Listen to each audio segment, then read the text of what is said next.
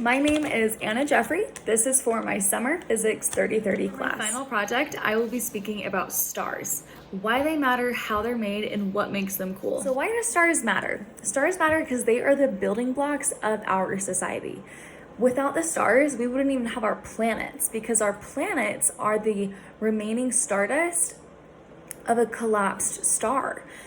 And so if we look at the stars' composition, distribution, and age, we can totally tell the history, the dynamics, and the evolution of the galaxy. It's similar to how a tree trunk's rings can tell us the age of the tree and the weather that it has gone through. The star is formed over millions of years. Stars are formed from nebulae.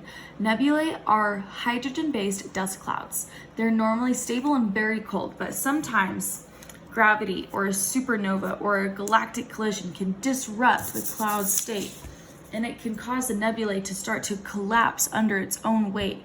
And as it's collapsing, it's sinking in on its center, and the hydrogen is bonding to all of this helium.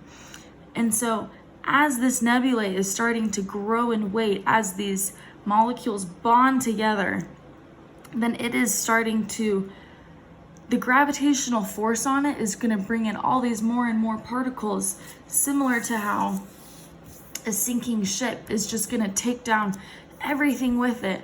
And it's going down because of the gravitational pull. As the particles mix together and they get denser, this starts to create a protostar. And this protostar increases in pressure and heat, and it's entering a brief Totori phase. The hydrogen nuclei fuse together at 27 million degrees Fahrenheit, beginning nuclear fusion.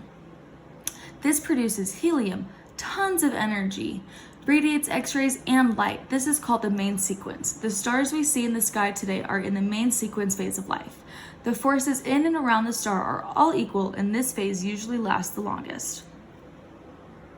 Now that we've seen how a star is made, what makes that super cool? What's interesting is that we don't have enough information on how to formulate a simulation on how a star greater than 100 solar masses is formed. And we have these gigantic stars in our galaxies that are 150 to 200 solar masses, and we don't know how they live, die, or how they affect each other. So there's a lot of the unknowns whenever it comes to these gigantic stars.